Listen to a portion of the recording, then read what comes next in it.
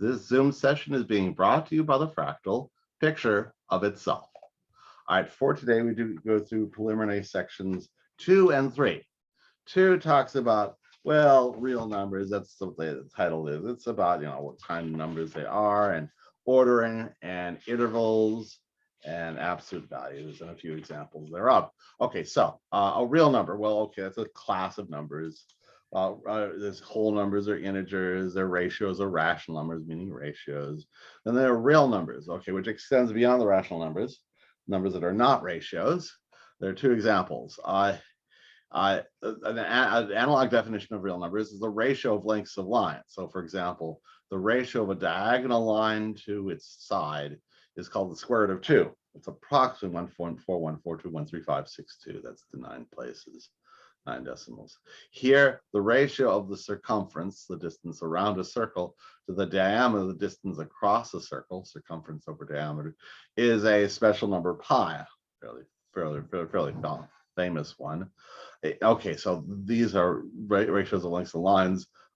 Digital definition is seeing them as infinite decimals, so or approximations by an infinite decimal. So pi is approximately 3.1415926535897 and so on.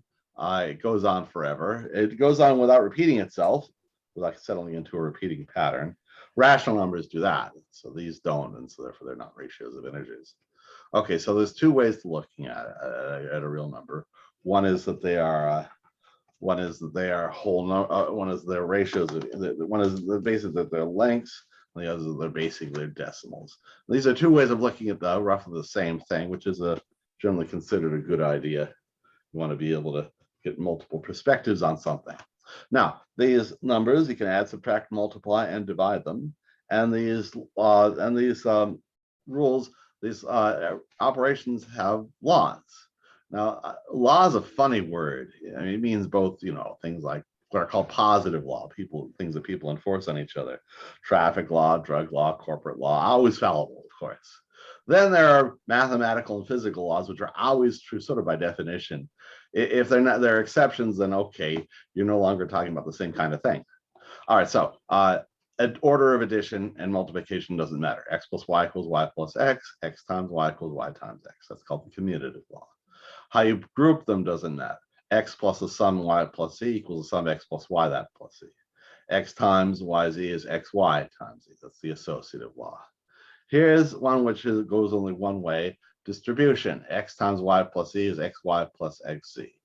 This is multiplication distributing over addition, not the other way around, however. There are some special laws. 1 times the number is itself. -1 times the number is its opposite. 0 times the number is 0. The opposite of the number is a number. -a times b is a times -b is -ab. -a times -b equals ab. So negatives cancel out. So we speak of the real number line because every number can be thought of as a length. We put all the different numbers on the length on the line, and so I label each point on the line with a number. Okay, this real number line is ordered from left to right. If you have 2 numbers, x and y, then x is less than or to the left of y, y is greater than or to the right of y. This is the relation x less than or equal to y. It means x is less than y or x equals y. Here's y, x greater than or equal to y. In general, x is less than y or x equals y or x is greater than y. It's called trichotomy, meaning 3 cuts, 3 possibilities. We have this notation a less than x less than b means a is less than x and x is less than b, so x is between a and b. Okay, these describe intervals, the subsets of the line. The numbers that are between a and b, we can denote it like this, with open circles denoting that we do not include a and b. I also denote it by this interval notation, round bracket a comma b end bracket, where again the round brackets indicate we don't include the endpoints, which means we have strict inequalities here. Here are these less than or equals, a less than or equal to x, less than or equal to b. Here, we illustrate this with a closed line segment, which includes both endpoints because equals are possibilities. And we denote it on this interval notation by square brackets. Square bracket a to b means a is less than or equal to x is less than or equal to b, like here. Now here we have one where it's less than or equal on one end and strict inequality on the other. A less than X less than or equal to B. It's not A, it could be B. So it's this sort of half, what's called a half open interval. We put round bracket A to B square bracket. Here it's the other way around. We include A, we exclude B, and so we denote it this way. Then there are half lines. Everything to the right of A, greater than A, and no upper bound. So this we denote by a round bracket A to positive infinity. Here, A less than or equal to X, you can equal A, and everything to the right of that. Square bracket A up to positive infinity. Here, A less X less than B, exclude B, but include everything to the left of that. Minus round bracket minus infinity to B, round bracket. X less than or equal to B, everything less than or equal to B, so it includes B and everything to the left of it. Minus parent round bracket minus infinity to B square bracket. A small question. None of these here and these here have square brackets. Why not? Anyone care to say why? It's because they're not, it's because one of them is not equal. Usually when they have the square brackets, that means that it's, that number is equal. Or the X can equal that endpoint, right? Yep. And then here we don't know, it never reaches infinity, so we put a round bracket. Exactly. There you go. That's correct. Okay, fine. So now absolute values of a number. Well, we denote that by writing these two parallel, these upright lines around X. It says how far X is from 0.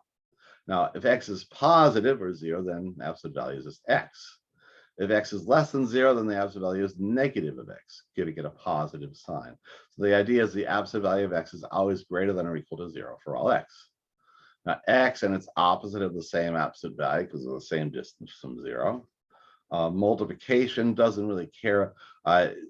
Multiplication sizes don't care about signs. So absolute value of a product is product of absolute values. Absolute value of a ratio is a ratio of absolute values. The distance between two numbers A and B is the absolute value of the difference. So the distance from 1 to 2 is the same as the distance from 2 to 1.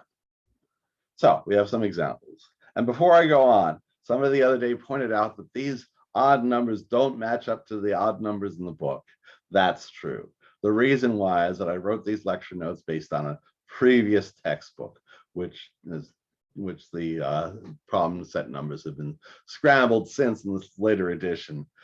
Perhaps I should simply erase these in further editions of this from the Canvas.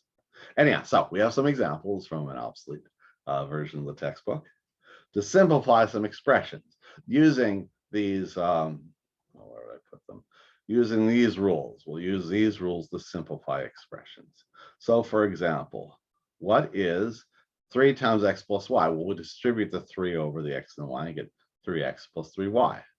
What's 4 times 2m? Well, this is the distributive, this is, excuse me, the associative law. So we re-bracket to put the 4 and the 2 together, 4 times 2m, and that's 8. 8m. Negative 5 halves times 2x minus 4y. Now here we're going to have to use several rules at once. Well, first we'll use the distributive law. Distribute the negative 5 halves over these terms. Negative 5 halves times 2x minus negative 5 halves times 4y. Then we reassociate. So negative 5 halves times 2 times x minus negative 5 halves times 4 times y. So negative 5 halves times 2 is 5, or negative 5, excuse me. Minus a negative 5 halves times 4 is a 10. So minus a negative 10y, but minus a negative cancels to a plus, so you get minus 5x plus 10y. Here are a couple of questions. Is negative 8 greater than 1? Well, in problems like this, when we're mixing up negatives and positives, the quickest way is to ask yourself, which would you, this is the thing in terms of money, would you rather have a $1 credit or an $8 debt? No, you would not rather have an $8 debt than a $1 credit. So negative 8 is not bigger than 1, it's less. Is 8 less than or equal to negative 8? Well, again, would you rather have $8 or an $8 debt? Well, you wouldn't rather have an 8. You would rather have an $8. So this should be greater than rather than less than or equal. So again, false. Now here they're talking about intersecting, and here intersecting and unioning sets. So here we have a set. A is all numbers, whole numbers from 1 to 7. B is 2, 4, 6, and 8. C is 7, 8, 9, 10. The first asks for the union, the set of numbers in either A or B. Then the intersection, the set of numbers in both. Well, A union C, well, it's that 1, 2, 3, 4, 5, 6, 7. Also have 7, 8, 9, and 10. Here we go. There we are. A intersect C, the only number in both of them is 7, so that's the intersection. Find A union B union C, and A intersect C. So here, what's in at least one of A, B, C? Well, these are numbers from 1 to 10, 1, 2, 3, 4, 5, 6, 7, 8, 9, 10. And what's in all of them? A intersect B intersect C? Well, none of them. Only 7 is in both A and C, and it's not in B. So the intersection is the empty set, denoted by a couple empty brackets or by this kind of /0. Now here we have some intervals they have to express as an inequality. Well, here are the things which are at least 0, -4 less than or equal to x, and strictly less than -1. -4 less than or equal to x less than -1, so it's square bracket, -4 to -1 round bracket. This one includes the 1, excludes the 4, so it's square bracket 1 to 4 round bracket, 1 less than or equal to x less than 4. Here we have it includes both endpoints, so it can be -3 less than or equal to x less than or equal to 3. So -3 to 3, square brackets on both ends. Here, this one excludes both endpoints, so it's -2 to 3, round brackets on both ends, and strict inequalities here and here. There's a distance between two numbers, 2 and 17. Well, the distance between numbers is the absolute value of the difference. So absolute value of 2 minus 17 is absolute value of -15. That's positive 15. All right, here between -3 and 21, the absolute value of -3 minus 21 is the absolute value of -24 is positive 24. What's the distance between -38 and -57? That's -38 minus -57, minus a negative is plus. -38 plus 57 comes out to 19. Absolute value of 19 is 19. Now for this one here, we have these two here, we're dealing with the problem of how to express a repeating decimal as a ratio of integers. Because if you write a ratio of integers, if you do the long division, inevitably the remainders will cycle, because there's only so many possibilities you go through. So eventually it will settle down into a repeating pattern. It turns out it works the other way as well. If a decimal repeats itself forever, then it is a ratio of integers. Here's an example. 0.77777, so it starts 0 and then 7 repeats forever. What integer over what integer? Well, here's what we do.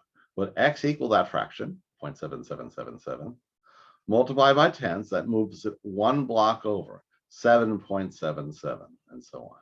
Now these two have the same infinite tail. So if you subtract them, then that infinite tail disappears, and all that's left is this 7 at the start. So you get 10x minus x equals 7. So 9x equals 7. So dividing it, x equals 7/9. That's that. Here, this is a little more complicated. 0.2575757. The 2, it starts off with a 2, but eventually settles into a 5757 repetition. Be careful about that. If the bar was over the 2 as well, it would be 257, 257, 257, and so on, but it's not. It's 257, 57, 57, and so on. So we start with x equaling that, 0.2575757, multiply it by 100 to move it over 1 block. So it's 25.75775757, etc. From here, this point on, from this decimal, it's the same tail. So that when you repeat them, when you subtract them, these tails in common cancel out. That's all that's left is 25.5. So 100x minus x is 25.5. This left simplifies to 99. 99x equals 25.5. Divide, you get x equals 25.5 over 99. In order to make it integers over integers, we multiply above and below by 10. Get x equals 255 over 990. And if you go to your calculator, that does indeed come up to this repeating decimal. All right, that concludes that part.